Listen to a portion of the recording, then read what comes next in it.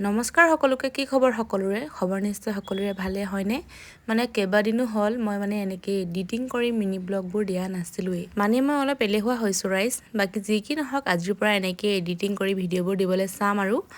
তাকে আমি আজি আকৌ আহিলোঁ ইয়াত আমাৰ মানে মলীয়াবাৰীৰ ফেমাছ বগেনভিলিয়া জোপা এইফালে ফুলবোৰ আকৌ সৰি সৰি শেষে হৈছেগৈ আকৌ দেই যিহেতু বতাহ বৰষুণ এইকেইদিন একেৰাহে দিয়ে আছে কোনোবাই আকৌ এতিয়া কমেণ্ট কৰিব পাৰে যে বতাহ দিয়া নাই বুলি বতাহও মিহিকে এজাক হ'লেও দিছে সেইকাৰণে মানে বতাহ বৰষুণ বুলি ক'লো আৰু দেই তাৰপাছতে আমি ফটোজবোৰ ক্লিক কৰিলোঁ ভিডিঅ' বনালোঁ তাৰপাছতে আহিলোঁ ৰুমলৈ যিহেতু আজি ৰ'দটো অকণমানকৈ ওলাইছে অকণমানকৈ গৰম উঠিছে আৰু দেই আমি আকৌ আগতীয়াকৈ ফেন চলালোৱে দেই আমাৰ আকৌ অসমীয়াত এটা কথা আছে যে বহাগ বিহু নোহোৱালৈকে মানে ফেন আৰু বিচনীৰ বতাহ ল'ব নাপায় যদি লয় মানে মাথা ঘূৰাই বুলি কয় আৰু আমাৰ মানে ফেন চলোৱাৰ মূল কাৰণটোৱে হৈছে বৰষুণৰ বতৰ যিহেতু কাপোৰবোৰ নুশুকায় সেইকাৰণে মানে ফেনৰ তলতে দি দিওঁ আৰু কাপোৰবোৰ ধুনীয়াকৈ ৰাতিপুৱালৈ শুকাই যায় তাৰপাছতে আকৌ আমি পাজোলালৈ এইফালে আহিছোঁ দোকানলৈ বুলি অকণমান ওলাই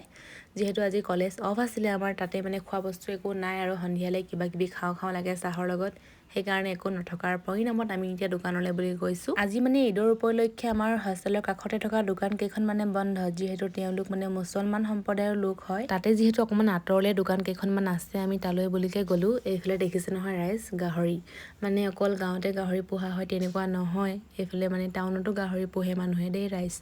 তাৰপাছতে আমি দোকানলৈ আহি বস্তু পাতি ল'লোঁ তাৰপাছতে আহিছোঁ এতিয়া হোষ্টেললৈ বাকী আপোনালোকে মোৰ ভিডিঅ'সমূহ চাইহে কিন্তু কমেণ্ট এটা নকৰে যে সেইটোহে বেয়া লাগে দেই ৰাইজ প্লিজ কমেণ্ট এটা কৰিব এটা ভিডিঅ' বনাবলৈ বহুত কষ্ট হয় নহয় আপোনালোকৰ লাইক কমেণ্ট পালে মানে বহুত ভাল লাগে মানে যিমান কষ্ট হ'লেও চব পাহৰি যাওঁ আৰু বাকী আমি এতিয়া দোকানৰ পৰা আহিলোঁ সন্ধিয়াও হ'ল আজিলৈ আহিছোঁ বাই বাই